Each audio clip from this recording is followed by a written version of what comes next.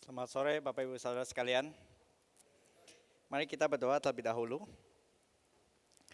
Bapa dalam surga, kami bersyukur ya Tuhan setelah kami mendengar puji-pujian yang dinaikkan bagi nama-Mu ya Tuhan, mengingatkan kami bahwa kami diciptakan untuk memuji, untuk menaikkan pujian kepada nama-Mu ya Tuhan.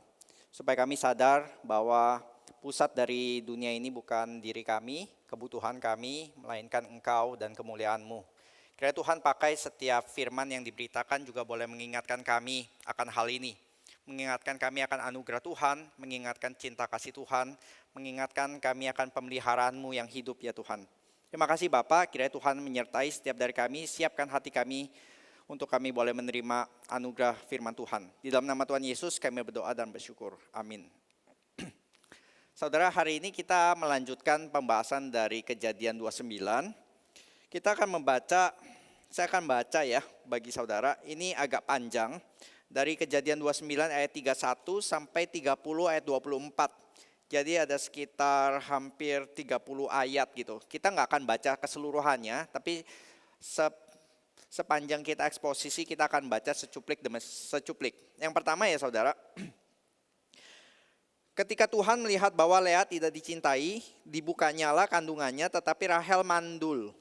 Saudara, kita ingat di sini ya, bahwa sebelumnya Yakub itu sukses menipu kakaknya Esau.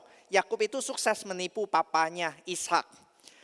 Dan penipu itu mungkin tidak sadar bahwa ketika dia menipu, dia itu tidak bisa menghindari dari konsekuensinya. Karena kita percaya Allah itu Allah yang bukan hanya kasih, tetapi Allah yang juga adil. Di dalam keadilan, di dalam dunia yang diciptakan dengan penuh keadilan ini, maka kita bisa berharap atau kita bisa berkata bahwa keadilan itu pasti ditegakkan bagi orang-orang yang melakukan hal-hal yang berlawanan dengan ini. The grain of the universe, dengan sifat-sifat kedaulatan Allah, sifat-sifat keadilan Allah, karakter Allah yang memang Tuhan juga nyatakan di dalam dunia ini. Jadi penipu itu pasti akan menanggung konsekuensinya. Dan kita melihat ya dari minggu lalu, minggu ini dan minggu-minggu mendatang, kita akan melihat bahwa Yakub itu akan mulai menanggung konsekuensinya satu persatu. Kita udah lihat 2 minggu lalu ya, bahwa ketika dia menghampiri di malam pengantinnya, dia mengharapkan mendapatkan Rahel, tapi yang didapatkan adalah Lea. Sama seperti apa yang dialami oleh Ishak gitu. Benar-benar kaget bahwa ditipu pada malam hari itu. Dan kita lihat ketika akhirnya Esau marah, mengancam akan membunuh si Yakub, dan Yakub pergi. Dia seakan-akan pergi meninggalkan Esau, pergi dari mulut singa sampai di mana? Sampai di Laban. Laban itu bukan singa, saudara. Laban itu lintah darat. Dia akan menghisap Yakub sedikit demi sedikit. Kita udah lihat di sini ya, dihisap tenaganya Yakub untuk bekerja, dihisap ininya juga untuk menjadi menantunya dua-duanya. Jadi kita lihat Ishak keluarganya itu berantakan karena ada favoritism antara orang tua kepada anak. Jadi papa sayang kepada Esau, mama sayang kepada Yakub. Itu rumah tangga yang akhirnya berantakan setelah itu. Tapi sekarang Yakub dari rumah tangga yang berantakan itu pindah ke rumah tangga yang baru, yang ternyata juga mengalami hal yang sama. Yang satu ini parental favoritism, yang ini marital favoritism. Dia sendiri ketika mempunyai 2 istri nanti dia juga mencintai Rahel, tidak mencintai Lea. Dan dikatakan Tuhan melihat Lea tidak dicintai, dibukanya kandungan. Saudara yang menikah pasti tahu bahwa kandungan itu bisa melahirkan atau tidak itu pekerjaan Tuhan. Kita khusus judulnya hari ini ya, Give me children or I die. Kita tahu di dalam dunia ini, di dalam fakta-faktanya, itu saya punya OSG ya, OSG pusat kan ada yang single, ada yang couple. Nah, saya pimpin yang couple gitu. Baik di pusat, saya juga pimpin satu OSG couple lagi di Kelapa Gading. Dan saya mendapati memang ada beberapa rekan-rekan yang memang mengalami kesulitan untuk melahirkan anak juga.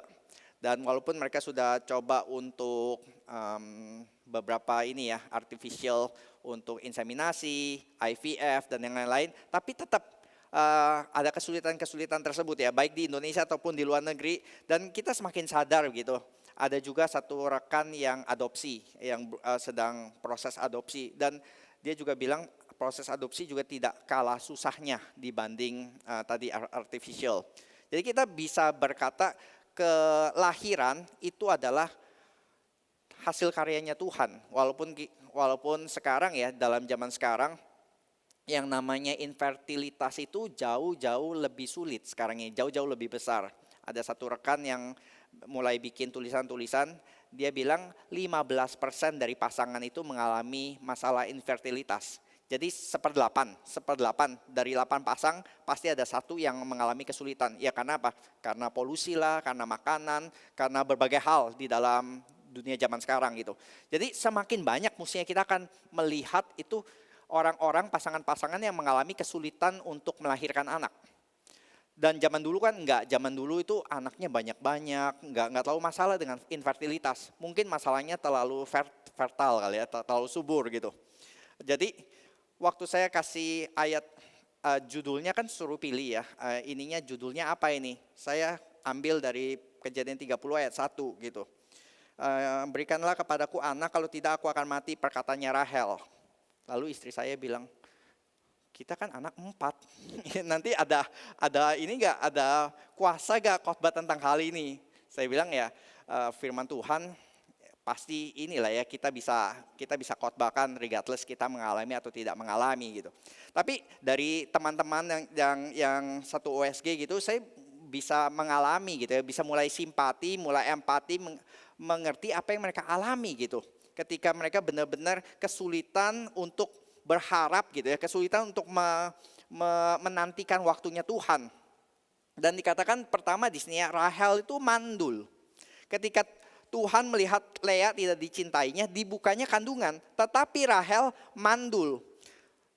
Saya tadi bilang kan di zaman sekarang kita mulai nggak terlalu heran melihat hal infertilitas. Tapi ketika kita melihat Rahel mandul, kan kita mesti bilangnya kenapa ya si Rahel mandul? Kan zaman pada waktu itu kan orang-orang cukup subur ya, secara makanan, semua suhu, semua baik gitu. Tapi kita juga tidak usah terlalu heran ketika membaca Rahel itu mandul. Karena di dalam sejarah patriark dan juga istri-istrinya semuanya mandul. Abraham istrinya Sarah mandul. Ishak istrinya Ribka mandul. Lalu sekarang juga Yakub ya, Yakub menikah dengan Rahel juga mandul. Tuhan berjanji kepada Abraham, lewat engkau akan menjadi bapak banyak bangsa. Engkau akan menjadi berkat bagi banyak bangsa dan keturunanmu akan sebanyak bintang di langit, pasir di pantai. Tapi faktanya adalah setiap keturunan tuh harus lewatin masalah dari kemandulan. Jadi kita bisa lihat janji Tuhan kepada Abraham itu tidak tanpa pergumulan-pergumulan tersebut gitu. Kita bisa lihat ya tadi Sarah, Ribka, Rahel, mereka semua mandul. Tapi waktu kita baca di sini ayat-ayat selanjutnya apa? Lea mengandung dul, yang satu ini dung gitu. Lea mengandung lalu melahirkan seorang anak laki-laki dan menamainya Ruben. Sesungguhnya Tuhan telah memperhatikan kesengsaraanku, sekarang tentulah aku akan dicintai oleh suamiku. Saya baca dulu ya sampai 4 anaknya ya, sampai ayat ke-35. Mengandung pula lah ia lalu melahirkan seorang anak laki-laki, maka ia berkata, sesungguhnya Tuhan telah mendengar bahwa aku tidak dicintai, lalu diberikannya pula anak ini kepadaku, maka ia menamai anak itu Simeon. Mengandung pula lah ia lalu melahirkan seorang anak laki-laki, maka ia berkata, sekali ini suamiku akan lebih erat kepadaku karena aku telah melahirkan 3 anak laki-laki baginya. Itulah sebabnya ia menamai anak itu Lewi. Mengandung pula lah ia, jadi setiap ayat mengandung. Lalu melahirkan seorang anak laki-laki, sekali ini aku akan bersyukur kepada Tuhan. Itulah sebabnya ia menamai anak itu Yehuda. Saudara lihat ya tadi, 4 anak ini, setiap nama anak itu mencerminkan harapan daripada si Rahel, daripada Lea gitu. Apa sih yang pertama? Yang pertama itu Ruben, dikatakan. Ruben itu akar katanya adalah melihat.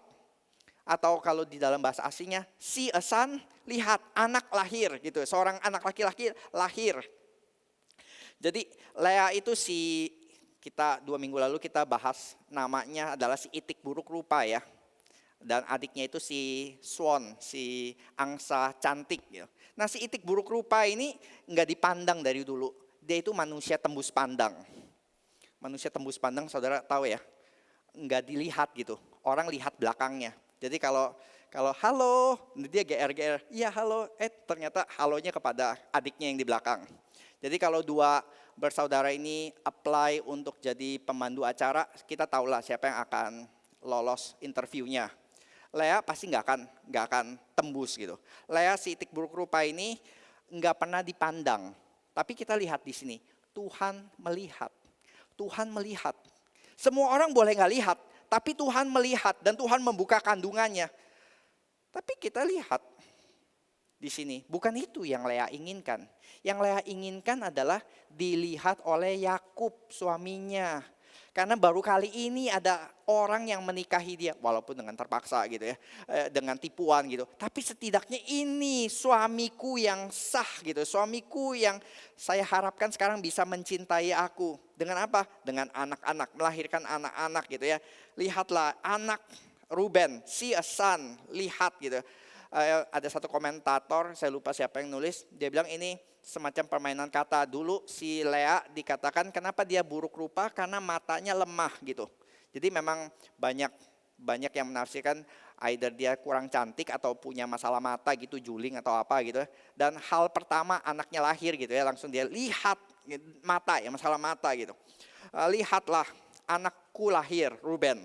Lalu Simeon itu dikatakan Tuhan telah mendengar, akar katanya itu heard, mendengar. Simeon itu mendengar, melihat, mendengar. Lalu Lewi apa? Attach, erat gitu ya, berpeluk erat gitu.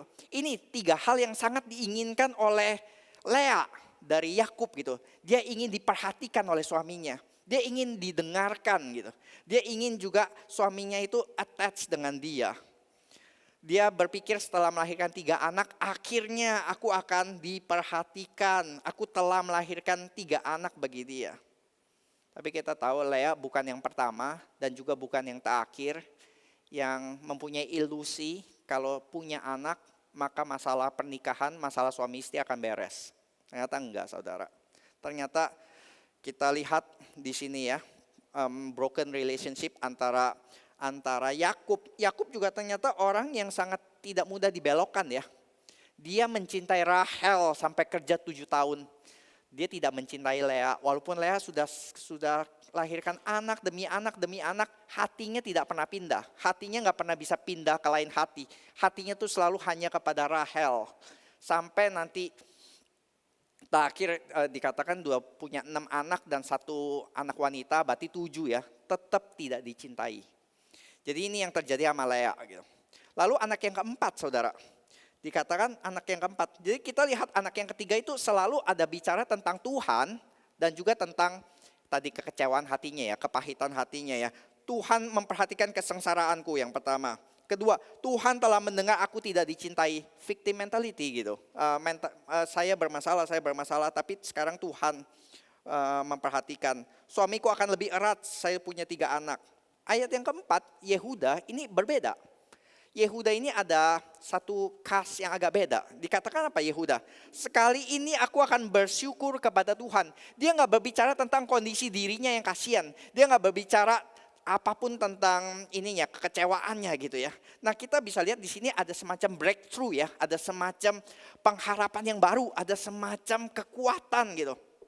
Dia mulai tidak lagi mengarahkan pandangannya hanya kepada dirinya, hatinya yang pahit, kepada kesulitan-kesulitan hidupnya. Dia sekarang berkata apa? Sekali ini anak yang keempat ini, setelah anak keempat lahir, dia bilang aku akan bersyukur kepada Tuhan untuk pertama kalinya. Matanya itu yang dia punya masalah mata, dia hanya melihat kepada diri, sekarang dia bisa mengarahkan matanya melihat kepada Tuhan. Mulai mendapatkan identitasnya, dia mulai mendapatkan sukacitanya. Gelasnya yang kosong, yang selalu dia harap Yakub isi dong. Tapi selalu Yakub kalau habis ambil pitcher ya, bukan isi ke Lea, isinya ke Rahel. Anak kedua lahir, isi dong, enggak gini, isi dong, selalu ke situ. Akhirnya gelasnya Lea selalu kosong, gelas cintanya itu enggak pernah keisi gitu oleh Yakub. Tapi sekarang anak keempat dia mulai sadar, gelasnya itu mulai terisi. Tapi bukan oleh Yakub, oleh Tuhan.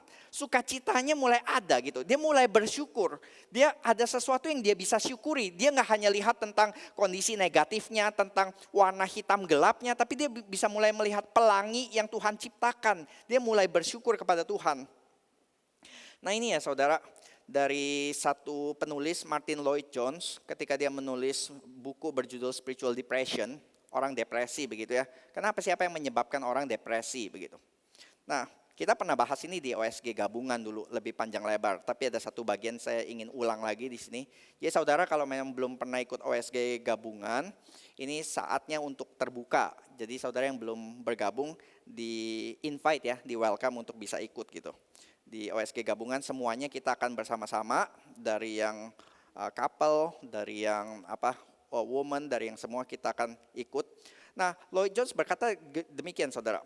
Lloyd Jones berkata, orang depresi itu adalah karena orang itu lebih mendengarkan dirinya lebih daripada dia berkata-kata kepada dirinya.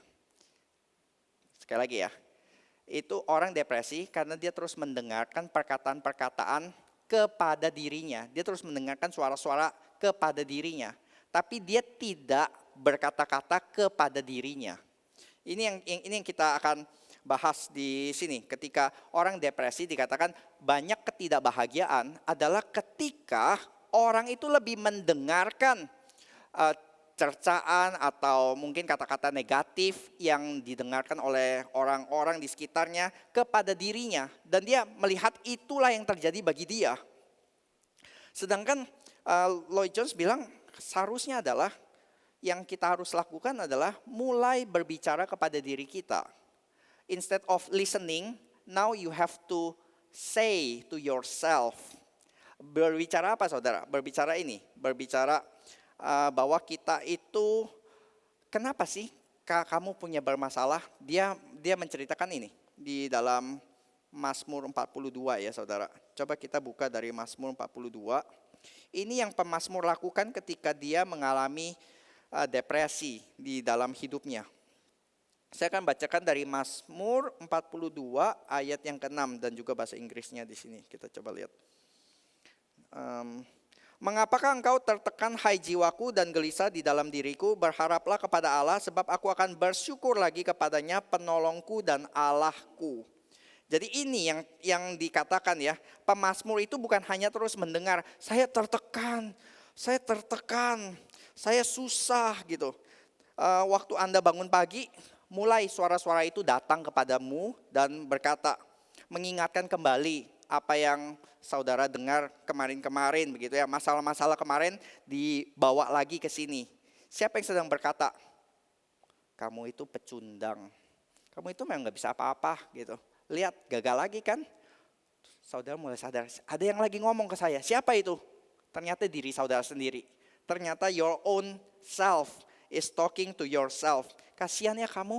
Misalnya Lea ya, mungkin bisa mendengar dirinya sendiri berkata, saya ini orang paling kasihan. Lihat gak ada yang ngerti saya kan. Papa jual saya. Papa gak pernah cinta saya. Papa tuh cuma cinta sama Mei gitu. Sekarang saya punya suami. Suami juga gak cinta sama saya. Orang-orang gak pernah ada yang lihat saya. Iya kamu tuh kayak sampah. Iya betul saya sampah. Lihat semua gak ada yang peduli sama saya. Saya si itik buruk rupa. Mulai ya, self worth-nya itu dihajar habis-habisan oleh siapa? Oleh diri sendiri. Dia mendengarkan dirinya sendiri. Tapi mulai mungkin ada pengharapan. Iya kamu jelek sih jelek, tapi kamu punya satu keunggulan. Apa? Beranak. Maka kalau kamu pengen dicintai suami, beranaklah banyak-banyak. Identitasmu itu ditentukan oleh banyaknya anak. Makanya dia mulai beranak terus menerus gitu. Sebanyak-banyaknya untuk makin dicintai. Itu ya saudara. Kita bisa mendengar kita punya status, kita juga bisa mendengar kita punya model redemption, kita punya keselamatan, itu dari apa yang kita bilang kepada diri kita sendiri. Kalau di dalam sini, di dalam dirinya lah ya, self worth-nya itu ditentukan oleh banyaknya anak. Tapi kalau kita lihat di dalam dunia modern barat misalnya ya, dunia modern barat gitu. Apa sih yang beredar yang sekarang ini, yang kita lihat? Justru sebaliknya mungkin ya. Kalau kamu wanita independen, gak usah menikah. Kamu tidak ditentukan oleh menikah kok atau punya banyak anak. Kamu itu wanita yang karir. Kamu tentukan self-worth-mu dari karirmu, bukan dari suami. Jadi sama-sama saudara, sama gitu. Itu dua perbudakan yang cuman beda wajah aja. Makanya apa yang dikatakan oleh Lloyd Jones, bilang kata kalau saudara mendengar self-talk yang destruktif tersebut, sekarang bilang, diam, katakan kepada dirimu di sini ya, aku akan memuji Tuhan, berharaplah kepada Allah sebab aku akan bersyukur lagi kepadanya, penolongku dan Allahku. Bahasa Inggrisnya, bless the Lord, oh my soul, forget not all his benefits. Pujilah Tuhan, hai jiwaku, dan jangan lupakan semua anugerahnya. Ini yang kita bisa lihat saudara, apa sih yang saudara katakan kepada dirimu di waktu gak ada yang ngomong? Apa yang saudara katakan kepada dirimu tentang identitasmu?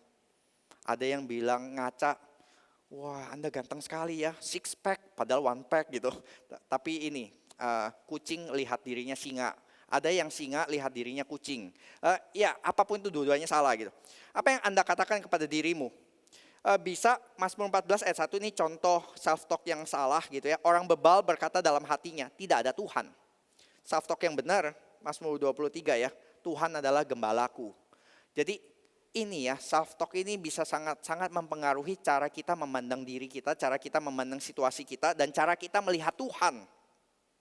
Dan itu Lea kita lihat. Setidaknya kita bisa lihat di anak keempat dia mempunyai breakthrough. Dia nggak lagi lihat kepada dirinya saja, tapi dia mulai melihat kepada Tuhan. Dia melihat kepada Tuhan dan bisa bersyukur atas segala situasinya itu. Dia mulai melupakan segala kegundah gulanaannya.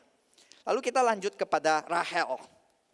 Rahel dikatakan di sini, ketika dilihat Rahel, ayat 29. Ketika dilihat Rahel bahwa ia tidak melahirkan anak bagi Yakub, cemburulah ia kepada kakaknya itu lalu berkata kepada Yakub, berikanlah kepadaku anak, kalau tidak aku akan mati. Maka bangkitlah amarah Yakub terhadap Rahel dan ia berkata, akukah pengganti Allah yang telah menghalangi engkau mengandung? Nah di sini dulu, ketika dilihat Rahel, tadi Allah melihat, sekarang Rahel melihat. Nanti di ayat yang ke-9 Lea melihat. Jadi ada tiga macam melihat ya. Ketika dilihat Rahel, responnya apa? Cemburu. Selama ini belum pernah si angsa cantik itu iri kepada si itik buruk rupa. Tapi sekarang ini, akhirnya si angsa cemburu kepada si bebek buruk rupa ini. Karena anak bebeknya banyak. Si itik cantik tetap gak punya anak itik. Jadi dua bersaudara ya saudara. Sama seperti Yakub dan Esau, sama seperti itu Ishak dan Ismail, selalu penuh dengan kecemburuan di dalam keluarga patriark ini. Dua bersaudara, yang satu dicinta, yang lain tidak. Yang satu subur, yang lain mandul. Yang tidak dicinta berusaha mendapatkan cinta lewat kesuburan. Jadi kita ada dua faktor di sini. Satu cinta dan subur. Yang satu punya cinta tapi nggak subur. Yang satu subur tapi nggak dicinta. Yang nggak dicinta berusaha mendapatkan cinta dengan kesuburannya. Nah sekarang itu Lea, kita udah bahas tadi. Sekarang Rahel yang dicinta tapi nggak subur. Dan dia berusaha mendapatkan kesuburan, mendapatkan anak lewat cintanya. Dia berkata love is all you need. Ternyata enggak. Dia nggak bisa mengandalkan kepada Yakub yang mencintai dia ya.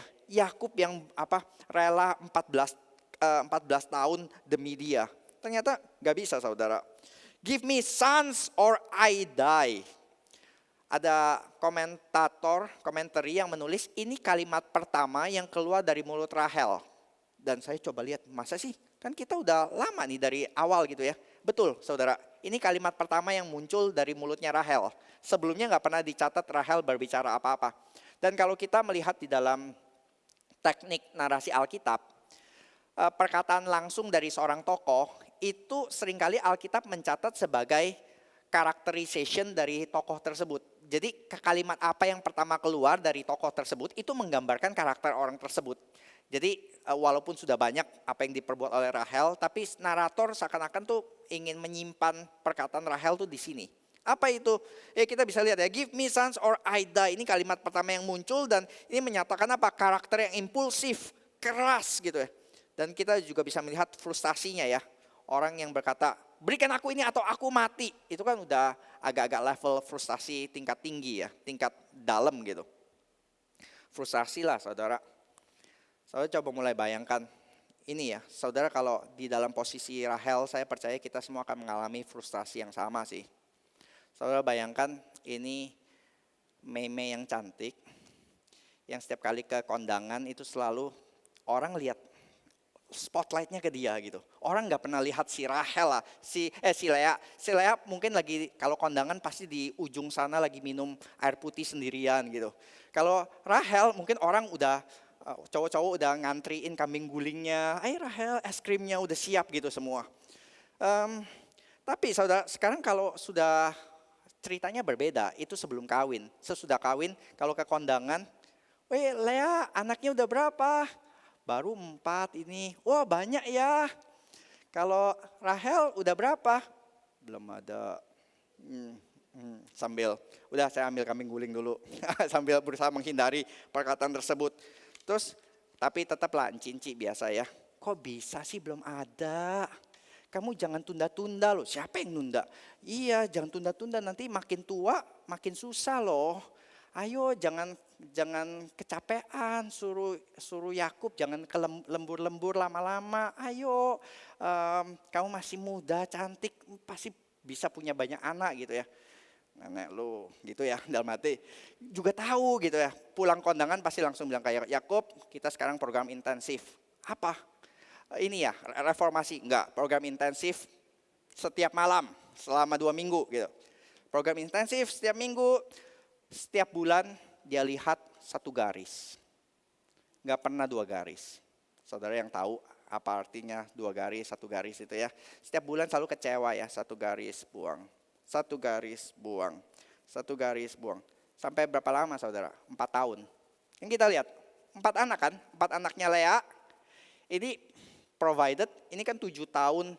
7 tahun Yakub sudah bekerja untuk mendapatkan Rahel, tapi yang ternyata yang didapatkan Lea kan. Maka si Laban bilang kamu kerja 7 tahun lagi gitu. Selama 7 tahun kerja untuk mendapatkan Rahel, selama 7 tahun itu yang terjadi adalah Lea melahirkan 7 anak. Jadi produktif banget nih, setiap anak beranak, setiap tahun beranak gitu ya. Setiap Sinca pasti hamil. Setiap Sinca hamil. Hamil terus setiap tahun. Sedangkan saudara bisa bayangkan Rahel ya. Cici bunting lagi. Cici bunting lagi. Cici bunting lagi. Gua kapan Tuhan? Gua kapan Tuhan? Kapan Tuhan? Setiap kali ya, setiap kali ketemu orang datang bawa hadiah untuk hadiah baby born gitu. Selalu datang terus tanya, saya doakan untuk kamu ya Rahel. Tapi setiap tahun didoa-doain gak pernah keluar-keluar gitu. Terus anak-anak ribut-ribut bawa anak. Kamu mah enak ya, gak usah pusing ngadepin banyak anak. Bikin tambah naik pitam kan, udah pengen punya anak tapi ketemu penghibur sialan yang gak sensi. Ini saudara bisa mulai bayangkan frustasi yang dihadapi oleh Rahel. Orang-orang yang gak sensi gitu ya, setiap kali ketemu ngomongin tentang anak atau membanggakan tentang anaknya, tapi dia sendiri gak punya anak. Dan yang gak sensi bukan cuma orang lain, yang gak sensi ternyata juga suaminya. Waktu dikatakan dia minta sama Yakub gitu ya, jawabannya sih doktrinnya nggak ada yang salah gitu. Emangnya aku pengganti Allah yang menghalangi engkau mengandung? Memang bukan saudara. Responnya itu memang nggak salah, tapi kemarahan Yakub itu, maka marahlah Yakub yang ini ya, yang sangat mengasihi dia tuh akhirnya sampai bisa marah. Problemnya kan di elu kali, bukan gua gitu.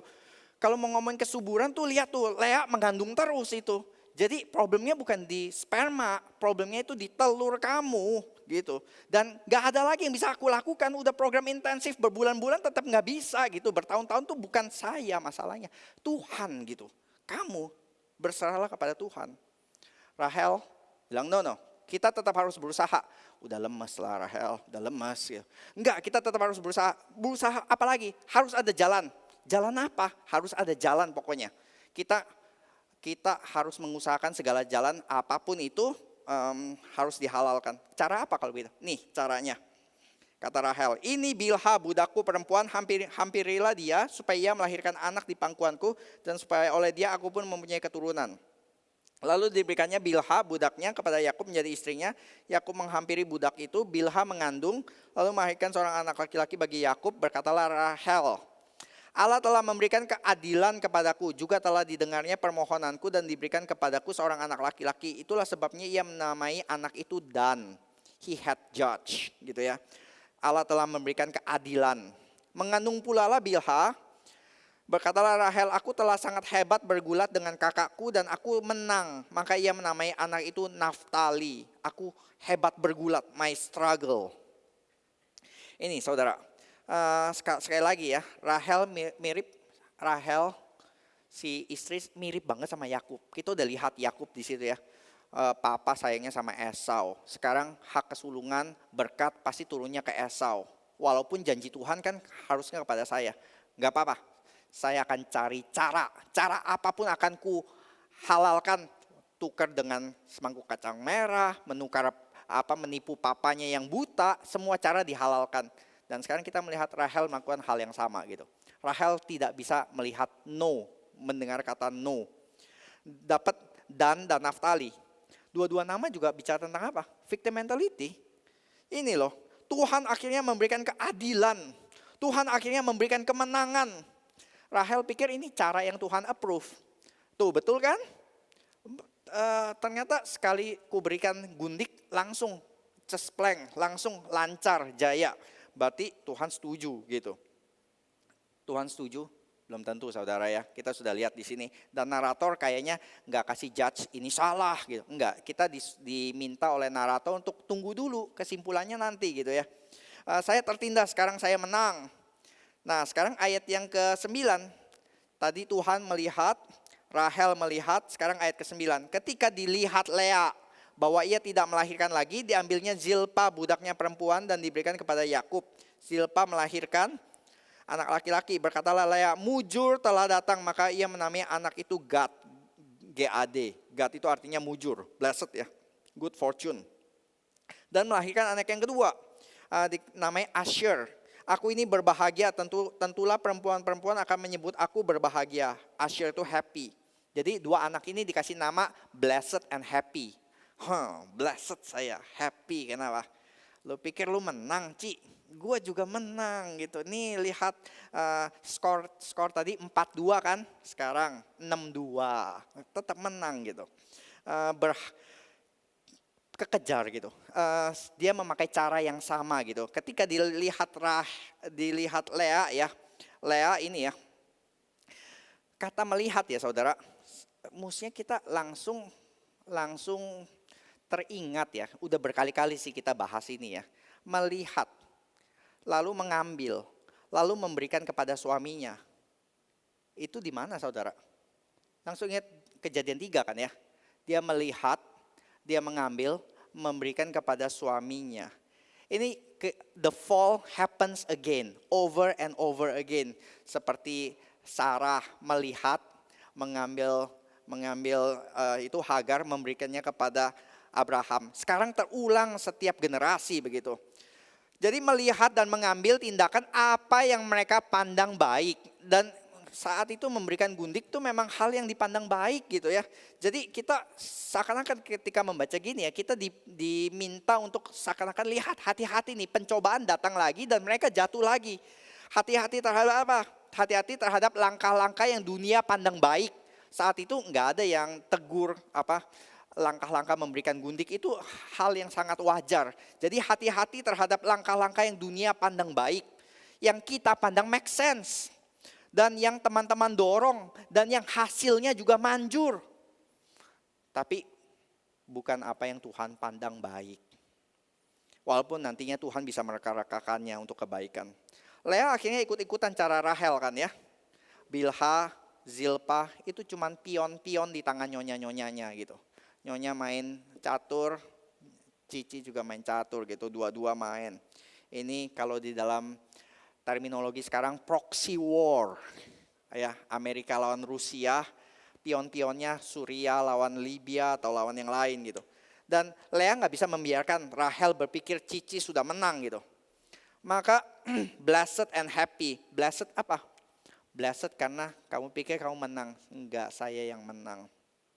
Sebenarnya kalau Lea bisa melihat jauh ke depan ya, dia akan sadar blessednya ini, blessingnya ini tuh remeh banget. Atau bahkan ini bukan blessing yang diinginkan. Kalau dia bisa lihat ke depan gitu, seperti kita bisa lihat sampai kejadian dan bahkan sampai ke kitab raja-raja, kita baru sadar ya, Lea itu wanita yang sangat blessed. Karena dia nanti menjadi nenek moyang dari Lewi dan Yehuda. Di mana suku Imam itu turun dari Lewi. Raja-raja Israel turun dari Yehuda. Makanya itu bukan dari Rahel. Seharusnya ketika dia bisa melihat ke depan gitu ya. Dia bisa melihat kepada rencana kekal Tuhan. Dia akan sadar blessingnya Tuhan yang Tuhan berikan kepada Lea jauh-jauh lebih besar dibanding apa yang dia lihat. Blessing-blessing kecil yang sebenarnya sangat-sangat remeh gitu. Happy kenapa? Menang terhadap Cici, terhadap saingan. Ya tapi dia tetap gak happy. Karena yang dia inginkan, cinta dari suaminya, dari Yakub gak pernah itu ada di tangannya. Itu selalu lepas dari tangannya. Sampai nanti terakhir gitu ya, satu rombongan pulang ke Kanaan. Dan takut ketemu Esau yang menghampiri dengan ratusan tentara. Siapa yang disuruh maju duluan untuk jadi perisai hidup? Lea dan anak-anaknya. Rahel di mana? Aman di belakang sama Yakub. Jadi sampai akhir Lea si itik buruk rupa tidak pernah mendapatkan cinta dari Yakub. Tapi ini juga, bukankah tadi di anak keempat dia sudah mendapatkan semacam breakthrough ya? Dia sudah bisa melihat kepada Tuhan. Justru saya rasa ini gambaran yang realistis saudara. Kita jangan pikir orang yang sudah kecanduan, terus bertobat, terus selesai begitu ya. Selamanya kecanduan, selamanya berhala itu gak pernah muncul lagi. Dan yang kita lihat di sini apa? Yang kita lihat berhalanya yang sudah dikubur itu bangkit lagi. Ini lagi mengganggu hidupnya lagi. Jadi ini mulai terjadi lagi di dalam hidupnya gitu. Berhala insecurity-nya yang sudah dikubur sekarang bangkit lagi, berkuasa lagi, jatuh lagi. Yang sudah buang semua berhala-berhala tersebut sekarang bertahta lagi seperti perkataan Tuhan Yesus ya. Satu setan keluar lalu bawa 7 gitu.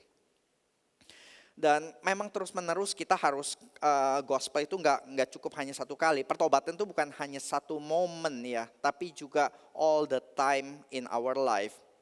Dan kita lanjutkan di sini.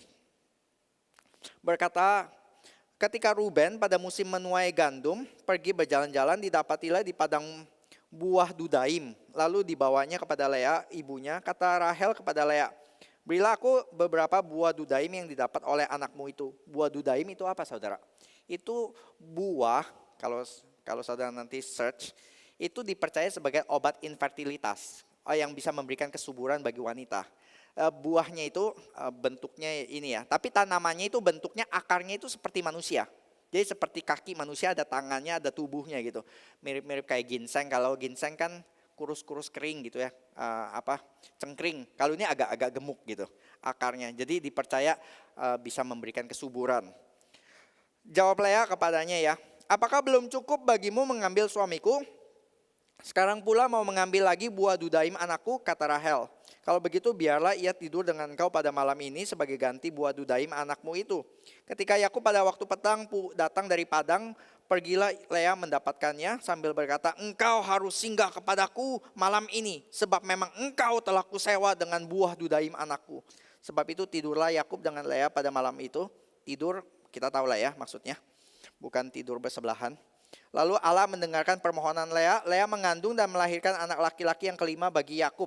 Lalu kata Lea, Allah telah memberi upahku karena aku memberi budakku perempuan kepada suamiku. Maka ia menamai anak itu Isakar. Isakar itu artinya wages, artinya upah.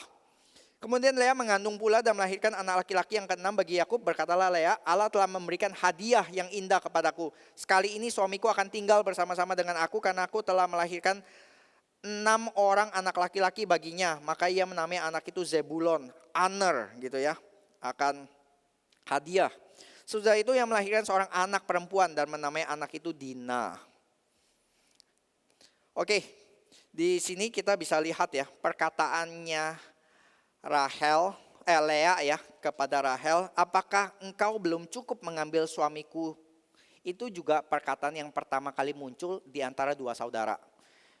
Dua sister ini kita tahu udah puluhan tahun tinggal bersama-sama, tapi narator menyimpan perkataan ini. Untuk apa? Dia bilang ini, lihat kan ya, conversation pertama itu penuh kepahitan, penuh pertikaian. Kamu ngambil, belum cukup bagimu mengambil suamiku. Si adik mengambil sesuatu yang berharga dari si kakak. Mirip ya, apa yang diambil oleh Yakub kepada Esau gitu. Lalu, tapi sama, mereka juga bisa nego gitu. Walaupun bertengkar, kayak Amerika sama Cina, tempur-tempur, tapi mereka nego, tetap dagang gitu. Nah, mereka juga dagang gitu. Oke, lu jual apa? Gua beli. Gitu. Lu punya apa? Gua ada barangnya. Oke, gua mau buah dudaim. Lu punya apa? Oh, gue punya Yakub. Oke, sekarang kita tukeran ya. Buah dudaim dengan Yakub. Nggak tahu berapa malam gitu. Semalam pokoknya di sini tulisnya. Oke, lalu dikatakan ketika Yakub pulang pada waktu petang, Lea langsung ya, engkau harus singgah sebab engkau telah kusewa. Kusewa ini ya, ini mengingatkan 2 minggu yang lalu, Laban itu waktu pertama kali menyambut Yakub gitu ya. Ayo Yakub datang ke rumah. Oh, sebab engkau adalah sanak saudaraku, darah dagingku. Tapi setelah sebulan, mau digaji berapa ya? Jadi diturunkan dari sanak saudara, sekarang jadi gembala upahan, gembala sewaan. Jadi di mata Laban, kamu tuh bukan saudara, kamu itu hanya gembala sewaan. Sekarang kasih tahu harga sewanya berapa? 7 tahun untuk dapat Rahel. Oke, deal. Sekarang saudara lihat. Yakub ya, yang sebelumnya itu sangat-sangat aktif di pasal-pasal sebelumnya itu sangat aktif kan ya, aktif bikin plan, tukar strategi, terus juga ketemu Rahel dia gulingkan batu dengan segala kekuatan, pokoknya penuh dengan aktivitas, orang yang aktif sekali. Tapi di pasal ini Yakub tuh benar-benar digambarkan sangat-sangat pasif. Orang yang sangat aktif sekarang menjadi sangat pasif. Dari sanak saudara diturunkan hanya jadi sewaan. Dari suami sekarang hanya jadi suami sewaan gitu. Ditukar gitu ya.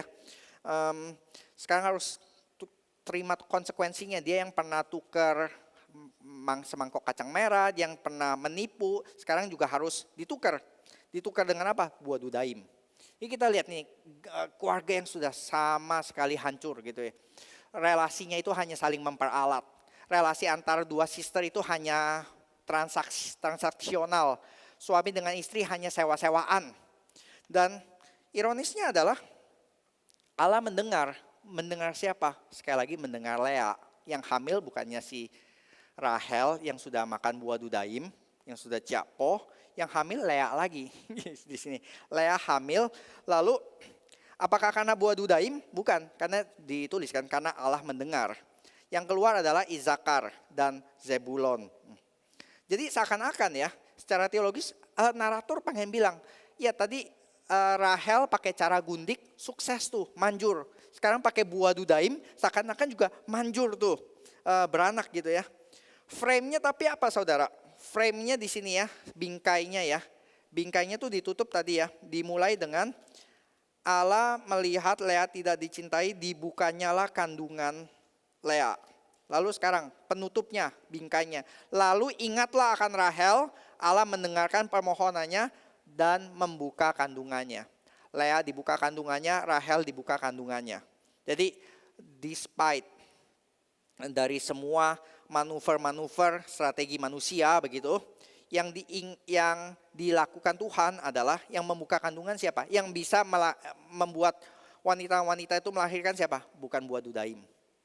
Bukan strategi manusia, tetapi siapa? Tuhan yang membuka kandungan. Lalu ingatlah Tuhan akan kandungan setelah berapa? Setelah 7 tahun, saudara. Setelah 7 tahun. Kalau kita pengen lebih ekstrim, Sarah harus tunggu 25 tahun.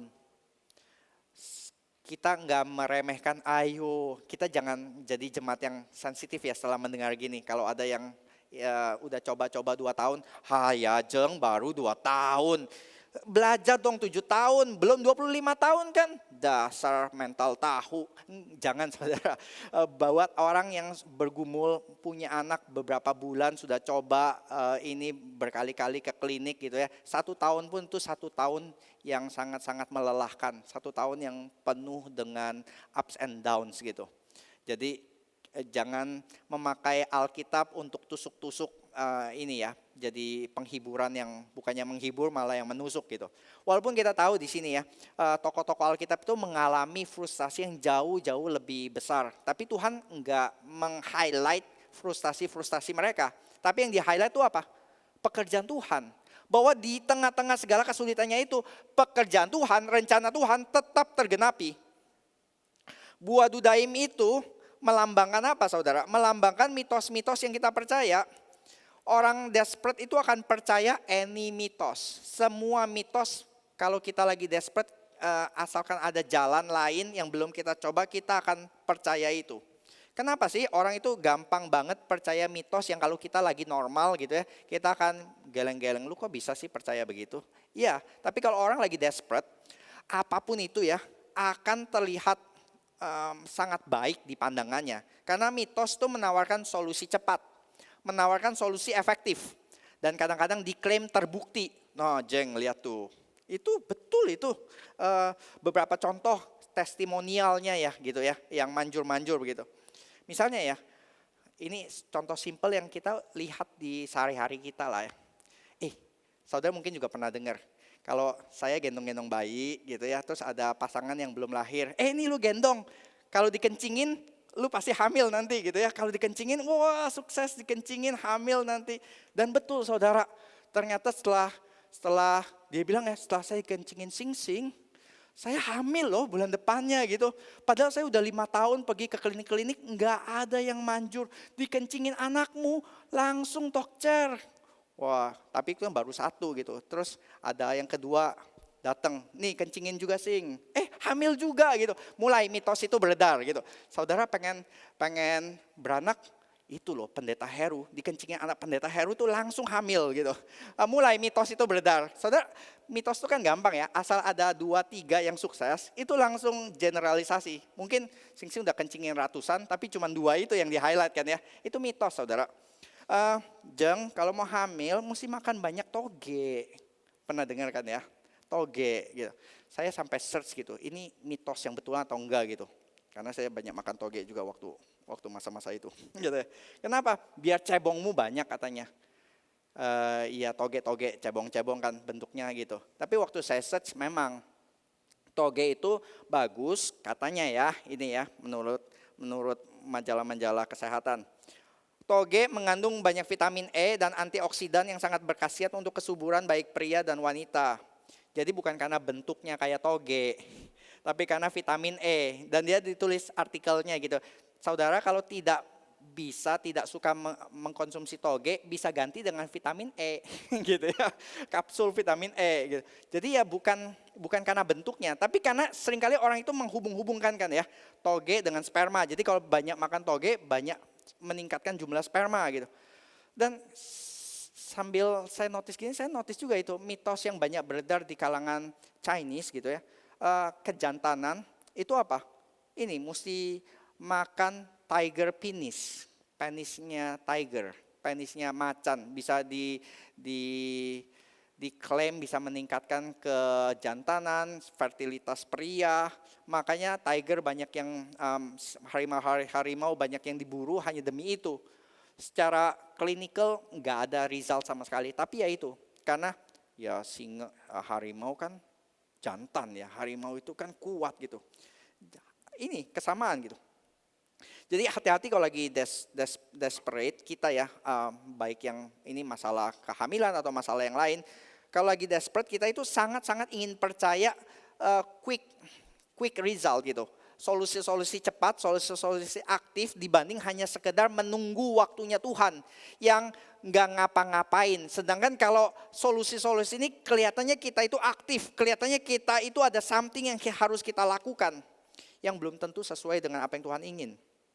Jadi ketika saudara memang mengalami kepahitan, luka batin gitu, itu waktunya seluruh gereja sebagai tubuh Kristus itu sama-sama memberikan penghiburan gitu. Tapi bukan hanya memberikan penghiburan, belayan, pengertian, ada saatnya kita juga harus siap menerima teguran dan kebenaran yang pahit. Karena solusi-solusi itu belum tentu untuk kebaikan kita. Justru kebaikan kita kayak tunggu waktunya Tuhan. Gua udah tunggu berapa tahun. Nah, itu kan seakan-akan ini bukan solusi yang baik gitu. Solusi yang alkitabiah tapi bukan solusi yang kita inginkan. Saya udah baca satu buku di itu ya, Lies Women Believe. Dikatakan kita itu dikelilingi dusta-dusta gitu. Nah di barat itu dustanya apa yang beredar? Udara dusta apa yang beredar yang wanita-wanita hirup gitu ya. Yaitu adalah marriage is to make you happy. Itu ya, waktu menikah and they live happily ever after. Dan di dunia barat, pernikahan adalah membuat kita bahagia.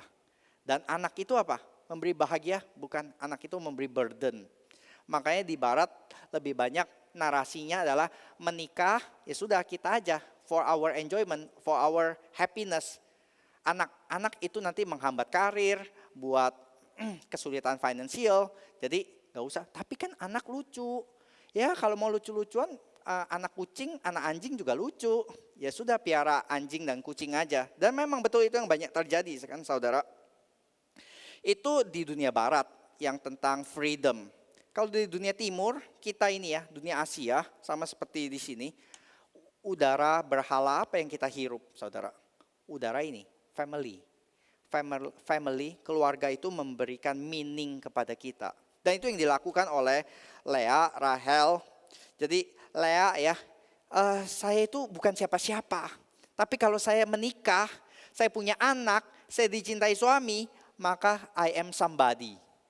Ini yang diinginkan oleh Lea, yang akhirnya dia tidak pernah dapatkan. Tapi dia pernah dapatkan ketika dia melahirkan anak Yehuda itu. Dan nanti satu saat keturunan Yehuda ini yang benar-benar akan bukan hanya menggenapinya ya, salah satu keturunan dari Yehuda, singa dari Yehuda itu yang akan benar-benar memberikan penggenapannya. Dari sisi manusia kita lihat ya, ini kacau banget kan keluarga ya. Keluarga nanti akan semakin kacau juga sampai bukan hanya tukar-tukaran suami dengan buah dudaim, tapi juga 10 saudara akan berkomplot untuk membunuh satu adik yang mengesalkan. Tapi sebelum kita sampai ke situ, kita boleh lihat dulu ini. Itu dari sisi manusia yang kita lihat itu chaos, kacau. Dari sisi Allah apa? Kita bisa melihat anugerah Allah yang mengatasi semua kekacauan tersebut. Brueggemann ya, dia tulis gini. Saudara lihat di narasi ini, drama ini ada apa? Ada dua istri berantem. Ada satu suami pasif kejepit di tengah-tengah. Dan ada bapak atau mertua yang manipulatif. Ini bahan yang narator sajikan untuk cerita awal mula dari bangsa pilihan Tuhan. Ini nih awal mulanya, ini ingredientnya. Ini bumbu-bumbu yang dipakainya gitu.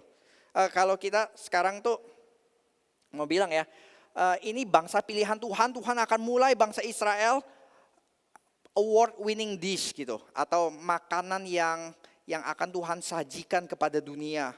Tapi bahannya apa? Tahu basi, daging busuk, lalu pare pahit. Coba bikin award winning dish dari bahan-bahan ini. Kita nggak akan bisa saudara. Tapi ada satu yang bisa, Tuhan bisa. Karena dia dari lembar pertama Alkitab, Genesis 1 itu dicatat ada dari apa? From chaos to order. Dari kekacauan dibikin sampai keteraturan, semuanya teratur dan indah. Nanti satu saat kita akan lihat itu terus menerus. Tuhan Yahweh itu ini akan menggenapi bangsa pilihan lewat semuanya ini. Kita bisa ngerti sih pergumulan Rahel tadi ya. Kita bisa ngerti sih pergumulannya Lea tadi. Dan kalau kita masuk hanya cuma melihat kepada manusia gitu ya. Kadang-kadang kita bisa, satu pergumulan itu bisa menyita perhatian kita itu sampai kita lupa lihat berkat Tuhan. Saudara yang lagi bergumul tentang pekerjaan, saudara yang lagi bergumul tentang jodoh, saudara yang bergumul tentang punya anak, itu kadang-kadang pergumulan itu bisa menyita sampai mayoritas perhatian kita kan. Sampai seakan-akan berkat-berkat Tuhan yang lainnya itu sampai jadi gerhana gitu. Sampai tertutupi oleh semua perhatian itu hanya tentang masalah yang sedang hadapi ini gitu. Nah, karena ini ngomongin tentang melahirkan anak ya, saya fokus kepada di sini gitu ya, bukan tentang pekerjaan atau jodoh dan yang lainnya. Saya mau sharingkan satu pengalaman dari satu pasang ya. Satu pasangan yang sudah coba berbagai macam, sudah coba insem, udah coba IVF, udah coba adopsi, bahkan semuanya tertutup, nggak bisa gitu. Mau anak biologis nggak bisa, mau anak asuh juga nggak bisa. Dan dia berkata, saya terus bergumul bagaimana bisa move on. Dan move on yang dimaksud itu bukan cuma move on dengan segala kepahitan, dengan segala kemarahan, dengan segala kesulitan gitu. Tapi move on dengan kerelaan. Move on dengan hati yang berserah. Move on dengan tetap memegang tangan Tuhan. Nah, dia sharingkan gimana caranya gitu. Beberapa yang dia sharingkan, yang pertama dia bilang adalah menangis. Menangislah, berdukalah, lamen before God. Karena itu yang dilakukan oleh Hana. Ketika Hana mandul, dia tidak berkata, I'm superwoman, saya gak akan menangis. Enggak, dia nangis bombay di hadapan Tuhan. Dan dia berkata, Tuhan, kenapa engkau tidak memberikan anak kepadaku? Apa salahnya dengan aku? Dia menangis begitu. Saudara nggak perlu menjadi Wonder Woman gitu yang saya nggak akan menangis demi segala. Di hadapan Tuhan saudara bisa mencurahkan segala kesulitan saudara. Mintalah di dalam doa. Dia yang menyuruh Adam dan Hawa untuk beranak cucu, maka dia juga boleh memberikan kita untuk memintanya gitu ya. Tapi selama belum diberikan, dia berkata jangan percaya kepada dusta-dusta tersebut. Lies woman believe. Lies-nya apa? Yaitu kamu itu inferior kalau kamu nggak punya anak. Kamu itu nggak diberkati, kamu mungkin dikutuk oleh Tuhan. Dan ketika mereka sadar, mereka akhirnya tidak akan diberikan anak gitu ya. Yang terjadi apa? Mereka marah, mereka protes sama Tuhan. Mereka sadar akhirnya setelah berbulan-bulan protes, marah kepada Tuhan. Dan mereka bilang, kita mau gimana nih? Kita mau terus move on, marah-marah ke Tuhan begini terus, atau kita sekarang mau mulai berdamai dengan Tuhan dan tanya kepada Tuhan, what do you want from us, Lord? Dan itu yang mereka lakukan. Mereka bertanya kepada Tuhan dan mereka sadar ternyata rencana Tuhan bagi mereka adalah mereka punya banyak anak bukan lewat perut istrinya, tapi lewat perut-perut wanita lain. Dia membuka OSG, KTB begitu ya. Dia menjadi konselor yang dia belajar teologi lagi, mengkonseling orang-orang yang juga pergumulan hal yang sama. Dan anak-anak mereka ada yang punya anak dan segala macam bertumbuh jadi keluarga besar. Dan itu yang saya alami, saya sendiri pernah melihat ini dari kesaksian Ibu Maria Mazo ya.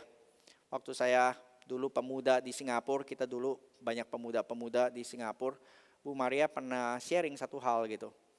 Saya tidak diberikan anak, tapi kalianlah anak-anak rohani saya gitu. Tuhan memberikan bukan hanya 1, 2, tapi puluhan, belasan. Dan kita bersyukur ya, beberapa sudah ada yang ya menjadi panggilan hamba Tuhan. Saya, Adrian, siapa lagi? Pak Yakub. Itu kan orang-orang yang dulu bersama-sama melayani di GRI Singapura gitu. Jadi sebagai penutup saudara, kita bisa lihat self-worth kita itu tidak dibangun dari apa yang kita bisa kerjakan dengan tangan kita.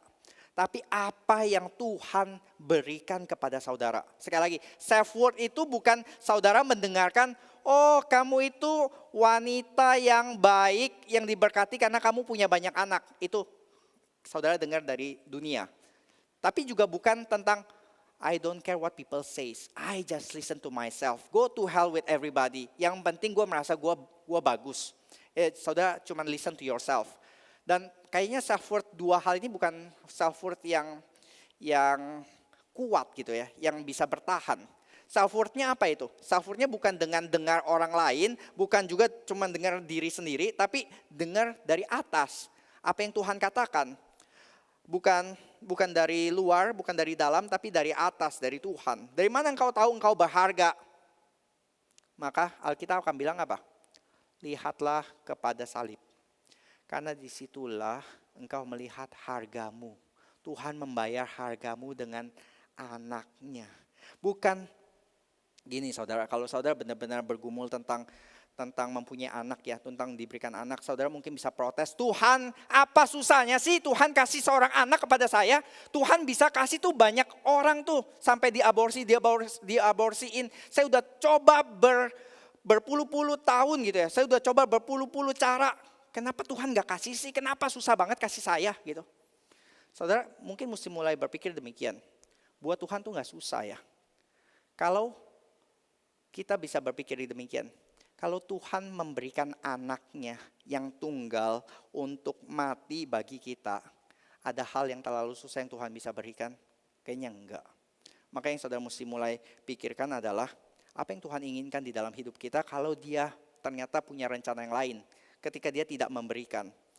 Kristus disalib dikatakan dari Yesaya 53 ya. Yesaya 53.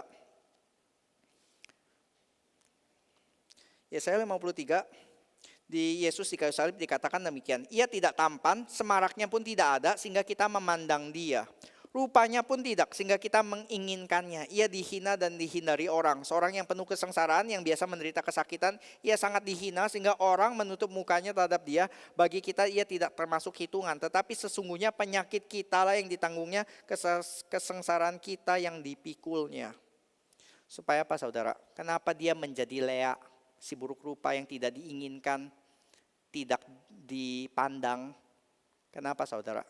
Supaya ketika Lea melihat kepada Kristus, Lea bisa berkata, sekali ini aku akan bersyukur kepada Tuhan. Saudara juga, ketika kita melihat kepada Kristus disalib, apapun itu ya saudara, kita bisa sekali lagi berkata seperti Lea, sekali ini aku akan bersyukur kepada Tuhan. Mari kita berdoa. Bapa di dalam surga, kami bersyukur karena self-worth kami, harga diri kami bukan dibangun oleh apa kata dunia, oleh apa kata hati kami, tetapi oleh firman Tuhan yang menyatakan untuk kami disuruh memandang, melihat, mengarahkan pandangan kami kepada salib, dan kami melihat disitulah harga diri kami, yaitu anak Allah dikorbankan bagi kami semua. Supaya kami boleh diterima, supaya kami boleh dipandang, dilihat oleh Allah, dipandang berharga oleh Tuhan. Terima kasih ya Bapak, kiranya setiap dari kami yang mengalami pergumulan di dalam mempunyai anak, biar kira Tuhan yang menjawabnya sesuai dengan waktunya, kiranya Engkau yang membuka kandungan mereka. Kami juga berdoa untuk jemaat-jemaat yang mengalami pergumulan-pergumulan yang lain, biar kiranya mereka juga terus memandangkan matanya kepada Engkau ya Tuhan. Terima kasih Bapak, di dalam nama Tuhan Yesus kami berdoa dan bersyukur. Amin.